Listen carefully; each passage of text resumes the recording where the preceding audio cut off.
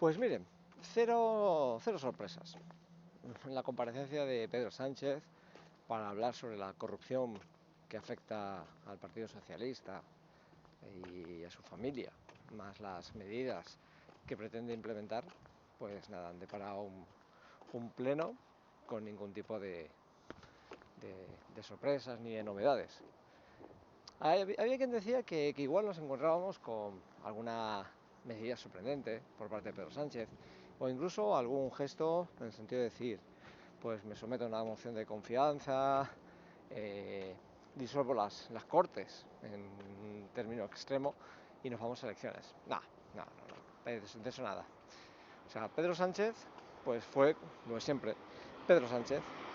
Un Pedro Sánchez que pidió perdón, pues como siempre, tarifando, por supuesto, porque esta es la estrategia del señor Sánchez.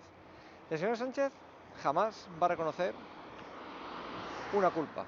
El señor Sánchez jamás va a mostrar un signo sincero de arrepentimiento. Como le han dicho, usted a todas estas comparecencias que hizo anteriormente en la sede del PSOE, usted lo que le echó fue kilos de maquillaje, real y ficticio. O sea, porque no se puede tener la cara más dura.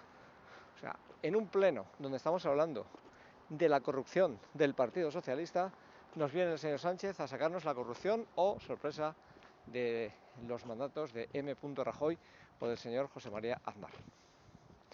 Miren, vamos a ver, ¿que ha habido casos de corrupción en el Partido Popular? Por supuesto que sí, que duda cabe. Pero, guste o no, al señor Pedro Sánchez, esos casos de corrupción han pasado por unos tribunales. Y quien ha tenido responsabilidad o ha estado pringado en las mismas, ha pasado por la cárcel. De hecho, hay algún cargo que todavía sigue penando entre barrotes. Se ha actuado con contundencia. Pero parece ser que, como siempre, la corrupción grave es la que hace el contrario, la del Partido Popular. O sea, por ejemplo, ya, si nos ponemos aquí a sacar trapos sucios, pues también el señor Feijóo podría haber enfangado el debate con los ERE, con toda la etapa de Felipe González, el BOE, Filesa, Time Sport, los fondos reservados, los GAL, en fin, que cada etapa de gobierno, y además cuanto más tiempo estás, suele ser más propicio para que se produzcan esos casos de asquerosa corrupción, pues repito, es más sencillo que se den más casos.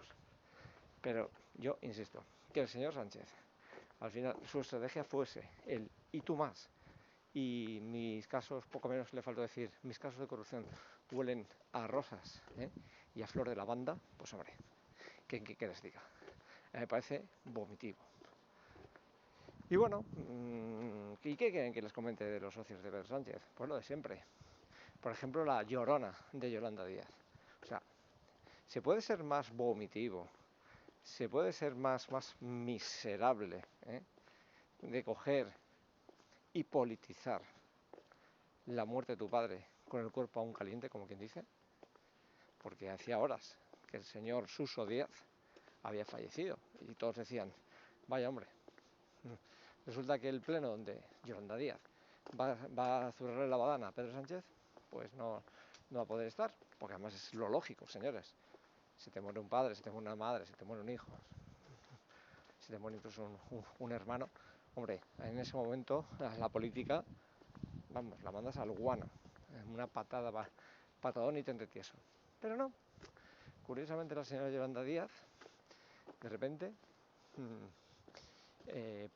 antepone el trabajo a las obligaciones familiares. Y resulta que se presenta en el pleno. ¿Para qué? Primero para que la vieran llorar todos como una madalena, que es normal.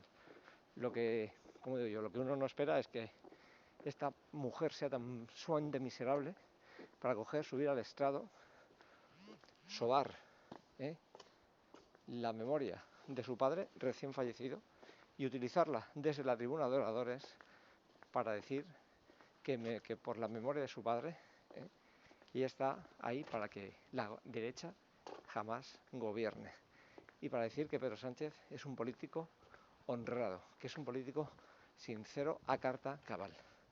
Repito, miserable a más no poder. Y ya, pues bueno, lo de Nogueras diciendo que la prórroga, Rufián diciendo que bueno, que si esto no se queda en tres golfos, pues que igual hay que forzar a Sánchez a que disuelva las Cortes.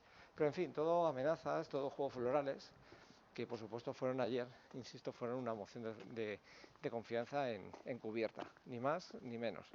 Pero bueno, en fin, ¿Sánchez se empecina en seguir en el cargo? Pues que se empecine en seguir en el cargo. Pero yo les digo, desde la famosa carta aquella a finales de abril del 2024 a Pedro Sánchez, el panorama se ha ido ennegreciendo cada vez más y más. Y veremos a ver si, insisto, en las próximas semanas no se tiene que arrepentir de haber permanecido en el poder.